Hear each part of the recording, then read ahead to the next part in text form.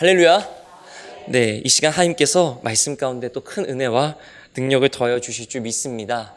오늘 말씀의 제목은 청함을 받은 자, 택함을 받은 자라는 제목으로 함께 말씀을 나누고자 합니다.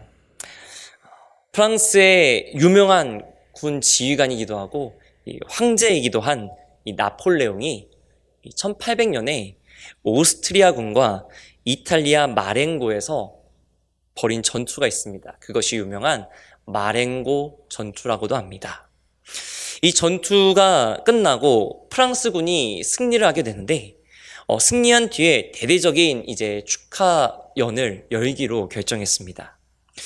사실 그도 그럴 것이 이 마렌고 전투는 원래 프랑스군이 져야 되는 전투였습니다.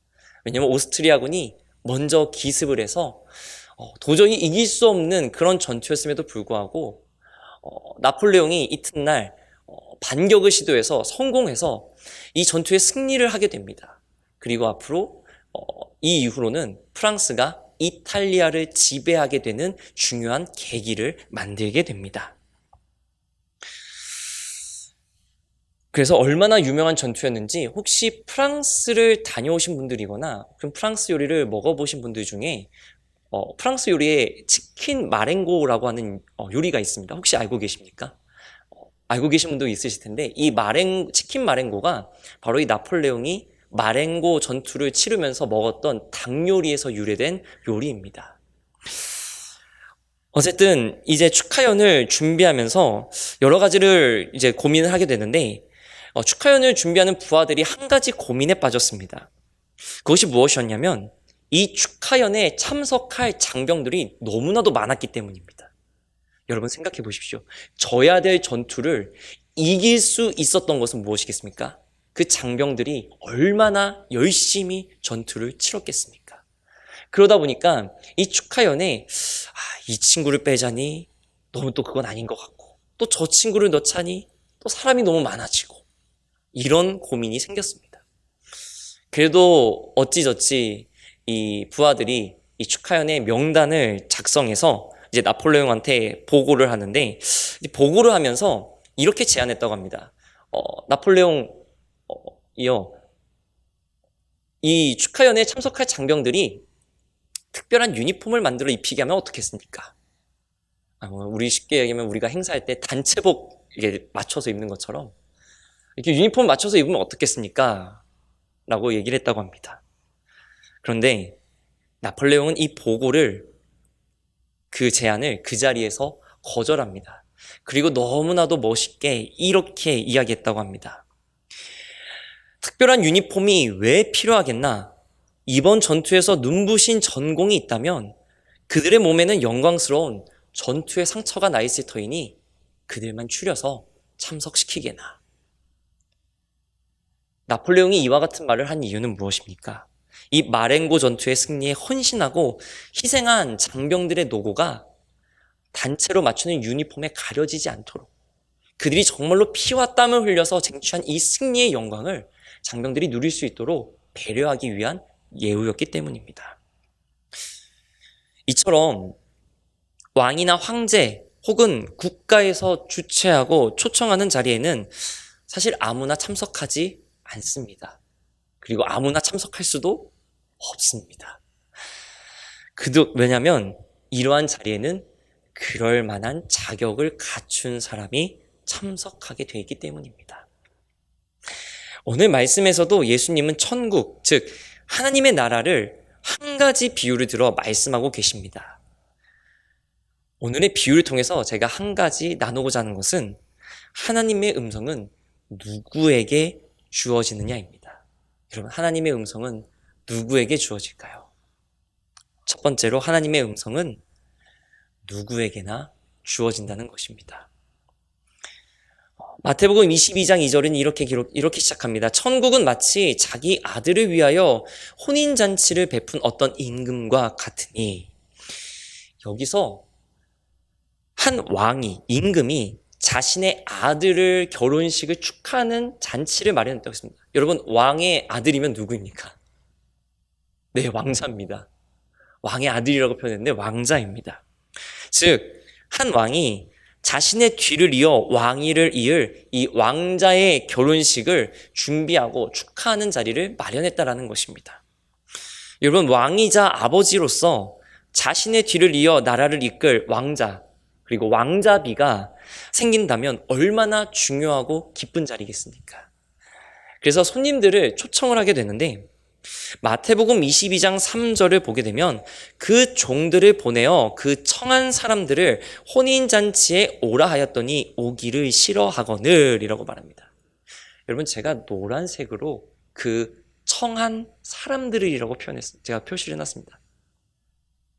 여러분, 청한 사람들이 아니, 지금 청한 사람들이 아니라 청했던 사람들을 말합니다. 즉 무슨 말이냐면 이 왕이 결혼식을 하기로 작정하고 결정하고, 자, 너희들이 가서 이제 이 아들의 결혼식에 사람들을 초청할 테니 너희들 갔다 와라, 지금 보낸 게 아니라 무엇이냐면 이미 이 사람들을 초청을 해놓은 상태라는 것입니다. 쉽게 말하면 이 결혼식이 이미 알려졌다라는 것입니다. 여러분, 결혼식을 준비할 때 일주일 전에 알려주는 사람 아마 그렇게 많지 않을 겁니다. 하루 전에 알려주는 사람 그렇게 많지 않을 겁니다. 더군다나 왕자의 결혼식이라면 어떻겠습니까? 아마 충분한 시간을 가지고 이미 알려줬을 것입니다. 여기서 이 청한 사람들은 무엇입니까? 이미 왕이 초청장을 먼저 보내놨던 그런 사람들이라는 것입니다. 즉 이 사람들은 왕자가 결혼할 것을 미리 알고 있었던 사람들입니다.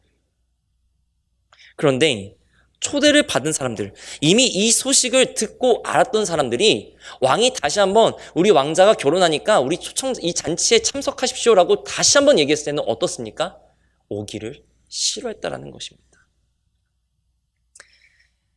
마태복음 22장 3절 이 말씀을 공동번역 성경으로 보면 이렇게 기록합니다. 임금이 종들을 보내어 잔치에 초청받은 사람들을 불렀으나 오려하지 않았다.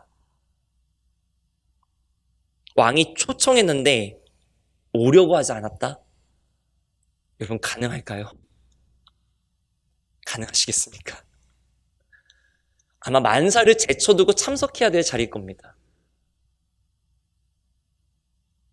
여러분, 왕이 초청했다라고 하는 것은 그냥 우리가 일상에서 주고받는 초대 혹은 약속을 말하는 것이 아닙니다. 왕의 초청은요, 왕의 명령을 말합니다.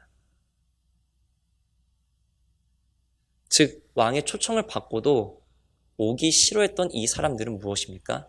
왕의 명령을 거역한 것입니다.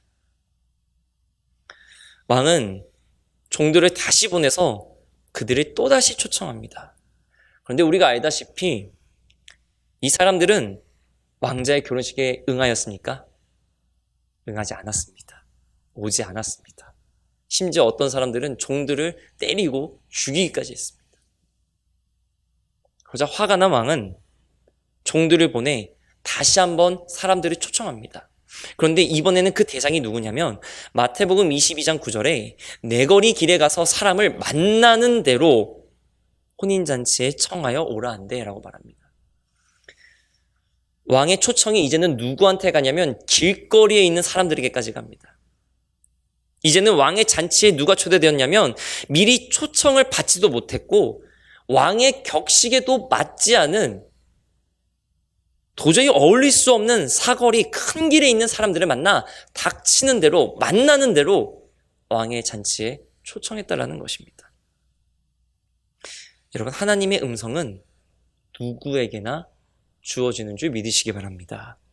하나님의 음성은 물질의 풍요로움, 인간적인 명예로움을 위한 음성이 아닙니다. 우리의 영혼을 살리시고 죄에서 구원하는 기쁨을 위한 하나님의 음성입니다. 그런데 하나님의 음성을 듣는 사람들이 다 똑같이 반응합니까? 아닙니다. 두 번째로 우리가 볼 것은 하나님의 음성을 듣기도 하고 듣지 않기도 한다는 것입니다. 예수님의 비유에서 이 왕의 초청을 받았던 사람들의 반응은 사실 서로 달랐습니다. 미리 왕의 초청을 받았다가 한 차례 거절했던 이들은 왕자의 결혼식에 오려 하지 않았습니다. 그리고 그들은 이렇게 행동했습니다. 마태복음 22장 5절로 6절을 보게 되면 그들이 돌아보지도 않고 한 사람은 자기 밭으로, 한 사람은 자기 사업하러, 그 남은 자들은 종들을 잡아 모욕하고 죽였다. 마태복음과 같이 보는 공강복음인 이 누가복음에도 예수님의 이 비유가 나타납니다. 근데 누가복음에서는 거절한 이들의 행동을 이렇게 기록합니다. 누가복음 14장 18절 말씀을 보게 되면 다이치하게 사양하여 한 사람은 이르되 나는 밭을 샀음에 아무래도 나가보아야 하겠으니 라고 말합니다. 쉽게 말하면 제가 이번에 땅을 샀는데 그 땅이 괜찮은 땅인지 문제가 없는지 좀 살펴보러 갔다 오겠습니다. 그래서 저는 이 결혼식에 못 갑니다. 19절 말씀해 보게 되면 또 한 사람은 이르되 나는 소 5겨리를 샀음에 시험하러 가니 라고 말합니다. 죄송해요. 제가 이번에 소를 샀는데 이 소들이 건강한지 잘 움직이는지 밭은 잘 가는지 그거 좀 확인해 봐야겠습니다. 마치 유행어 중에 옛날에 혹시 기억하십니까? 소는 누가 키울 거야? 소는 막 이러면서 안 웃으시는군요. 죄송합니다. 소를 보기 위해 왕행자의 결혼식을 거절합니다. 20절 말씀에서는 또 어떻습니까? 또 한 사람은 이르되 나는 장가 들었으니. 여러분, 왕의 명령은 어떻습니까? 절대적입니다. 왕의 말 한마디 한마디는 무조건 따라야 되는 무게를 가지고 있습니다. 어떠한 것보다도 우선돼야 하고 반드시 지켜줘야 됩니다. 옛날에 이런 말이 있었다고 합니다. 궁중에는 희언이 없다. 즉 궁 안에서는 말장난이 없다. 이런 말이 있었다고 합니다. 그만큼 궁에 사는 모든 것들, 특별히 왕의 모든 것들은 절대로 그 무게가 가볍지 않다는 것입니다.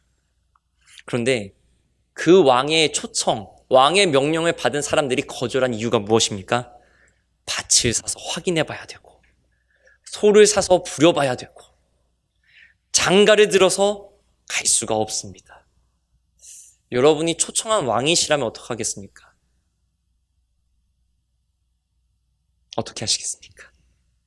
아마 당장에 사람을 보내서 잡아들이지 않겠습니까? 내가 왕인데 고작 밭을 샀다는 이유로 안 와? 이러면서 말입니다.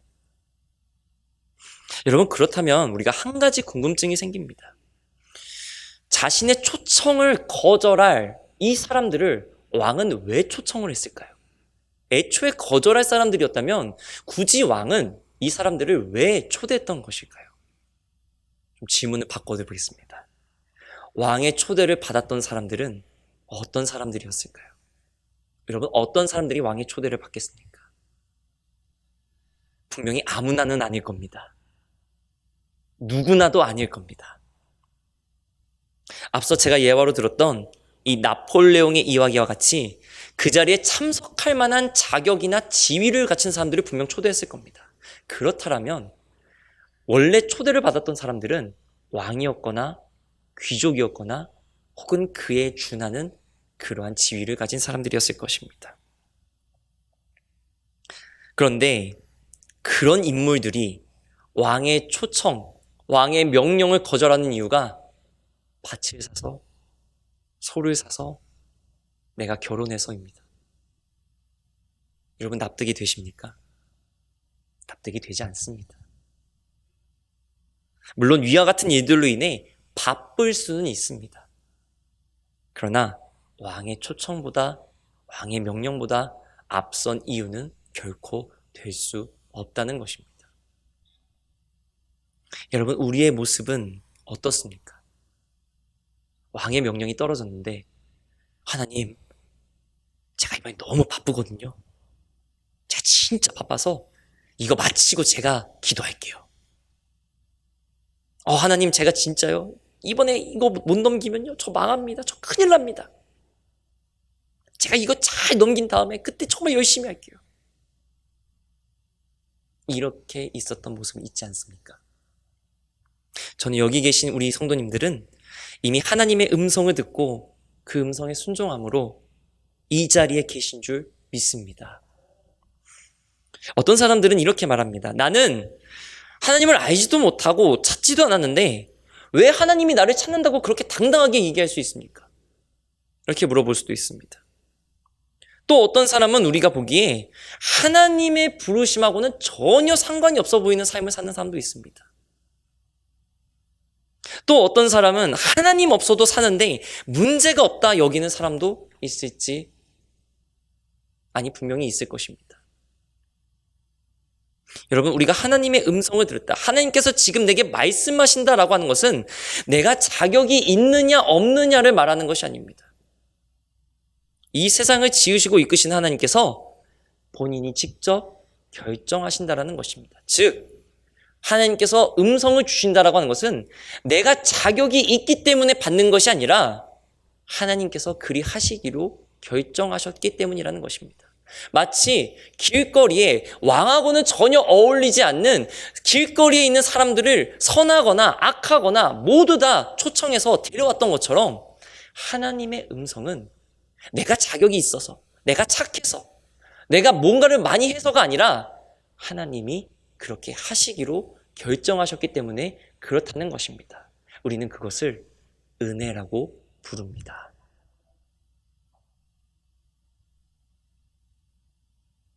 우리에게 주어진 것은 바로 이 은혜로 주어진 하나님의 음성을 듣고 내가 따르느냐 따르지 않겠느냐는 것입니다. 그리고 어떻게 결정하느냐에 따라 하나님이 허락하신 복되고 참된 삶이 내 앞에 놓여질 수도 아닐 수도 있다는 것입니다. 저는 여기 계신 우리 성도님들은 하나님의 음성을 듣고 순종함으로 복되고 참된 삶을 살고 계신 줄 믿습니다. 여러분, 오늘 말씀을 우리가 비유를 다시 한번 보게 되면 아무리 먼저 미리 초청을 받았어도 응답하지 않았던 사람들은 잔치에 들어갈 수 없었습니다. 지금 당장 급하게 초청을 받은 게 아니라 이미 몇 달 전부터, 몇 개월 전부터 충분한 시간을 가지고 이미 초청을 되었던 사람들은 오히려 그 말씀을 거절하고 잔치에 참여하지 못했습니다. 반면에 급하게 왕의 명령이 떨어져 길거리에 있는 선하고 악하든 누구든 종들이 만나는 대로, 닥치는 대로 초청했던, 그리고 응답했던 사람들은 어떻습니까? 비록 왕의 격식에 맞지는 않지만 하나님 왕의 잔치에 초청이 되어 들어갈 수 있었다는 것입니다. 그렇습니다. 우리는 하나님의 부르심에 응답해야 되는 줄 믿으시기 바랍니다. 우리 경인교회 또 우리의 후손들이 주님이 허락하신 이 예배 자리에서 하나님의 부르심에 응답하고 복되고 기쁜 믿음의 삶을 살아가게 될 줄 믿습니다. 그런데 왕의 초청에 응답했던 사람들, 길거리에 있던 사람들은 모두 잔치에 참여했느냐? 또 그것은 아닙니다. 마지막 세 번째는요, 왕의 초청에는 반드시 예복이 필요하다는 것입니다. 마태복음 22장 11절로 12절을 보게 되면 임금이 손님들을 보러 들어올새 거기서 예복을 입지 않은 한 사람을 보고 이르되 친구여 어찌하여 예복을 입지 않고 여기 들어왔느냐 하니 그가 아무 말도 못하고, 종들은 왕의 명령에 따라 길거리에서 아무나 누구든지 좋은 사람이든 나쁜 사람이든 누구든지 이 왕자의 결혼식에 초청을 해서 데려왔습니다. 그런데 그 수많은 사람들을, 이제 손님들로 초청한 그 사람들을 왕이 보기 위해 나왔을 때 어떻습니까? 한 사람이 예복을 입지 않았다라는 것입니다. 여러분, 여기서 예복을 입었다라고 하는 말은 무슨 말이냐면, 우리 집에서 제일 멋있는 게 이거니까 이거 입으면 내가 좀 멋져 보이겠지. 야, 이번에 신상으로 산 건데 이거 카드 6개월 할부로 끄는 건데 괜찮겠지? 이런 게 아닙니다. 예복을 입었다라고 하는 말은 무슨 말이냐면 결혼식에 합당한 예를 갖추고 참석했다라는 것입니다. 여러분, 남의 결혼식에 잠옷바람으로 가는 사람은 없을 겁니다. 결혼식에 누가 왔는데 분명히 내가 청첩장을 보낸 사람인데 머리는 안 감은 것 같고 뭐 수면 바지, 수면 양말 입고 와가지고 축의금 주면서 결혼 축하해 이러면 어떻습니까? 아마 기분이 되게 이상할 겁니다. 예복을 입는다는 건 무엇입니까? 결혼식은 그에 합당한 상대방의 정말 그 중요한 인생의 중요한 그 자리를 나도 예의를 갖추어 축하하기 때문에 예복을 입는 것입니다. 좋은 옷을 입고 깨끗한 옷을 입는 것입니다. 내가 아무 때나 평상시에 입는 그런 옷을 입고 가는 게 아니라 목이 다 늘어난 후줄근한 티를 입고 가는 게 아니라 깨끗하게 준비되고 정돈한 새 옷을, 깨끗한 옷을 입고 가는 것입니다. 그렇습니다. 왕의 초청에 맞게 예의를 갖추고 또 참석하는 것은 여러분 동양이나 서양이나 그것은 어디에서나 똑같습니다.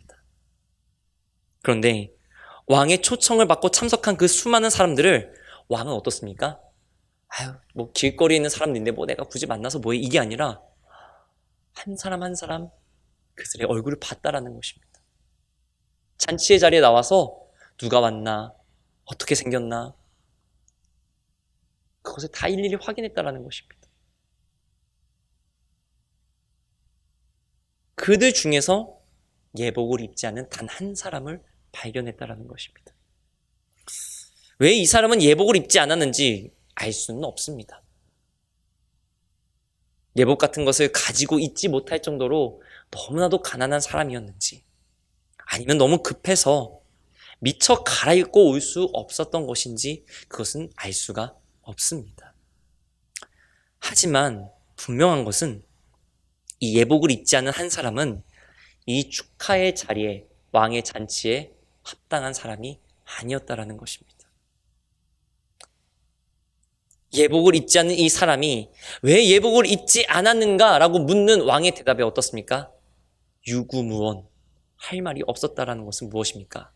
본인 스스로도 지금의 모습이 왕의 잔치에 어울리지 않는다는 것을 본인도 알았다라는 것입니다.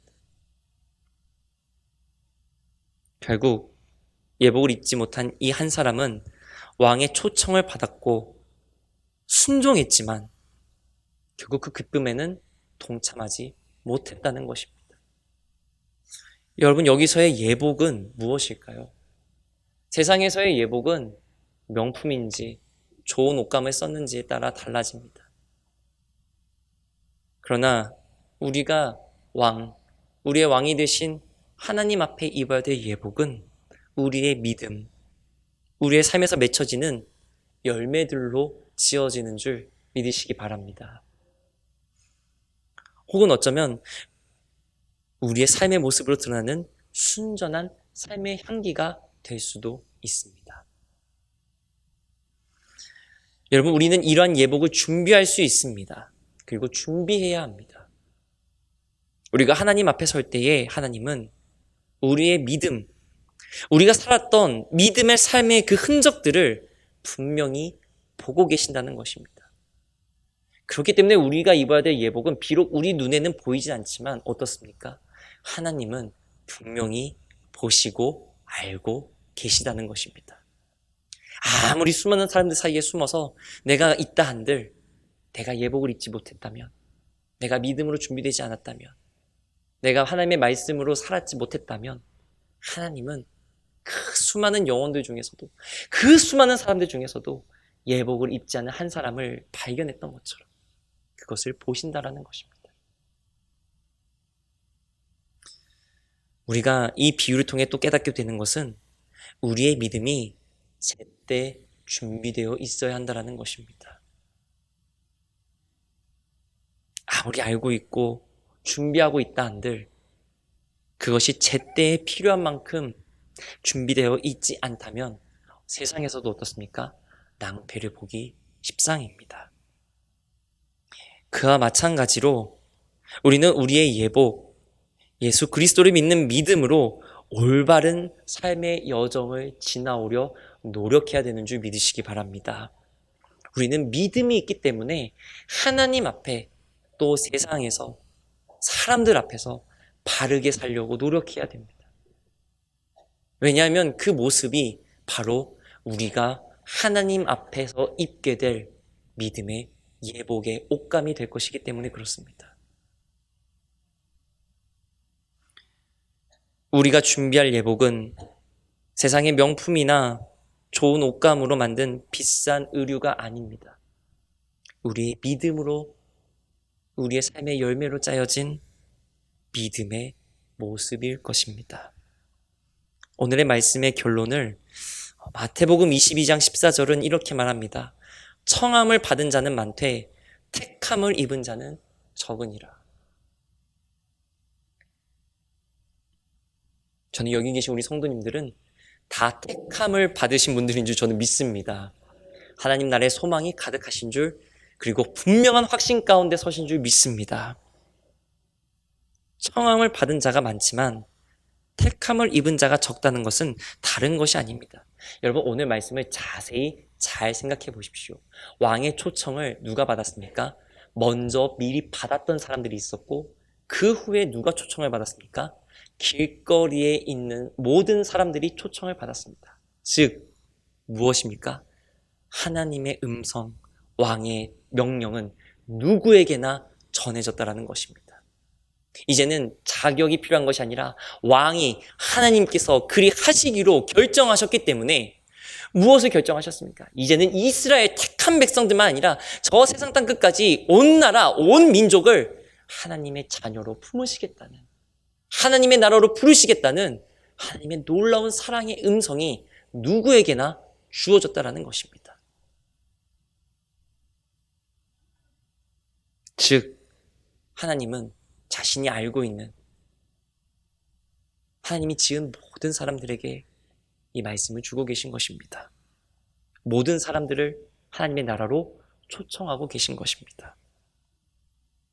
그러나 모든 사람을 초청했지만 왕의 초청에 참석하고 또 참석할 수 있었던 사람은 모든 사람들의 비유를 하자면, 모든 사람들에 비한다면 결코 많은 숫자가 아니었을 것이라는 겁니다. 마치 나폴레옹의 예화에서처럼 말입니다.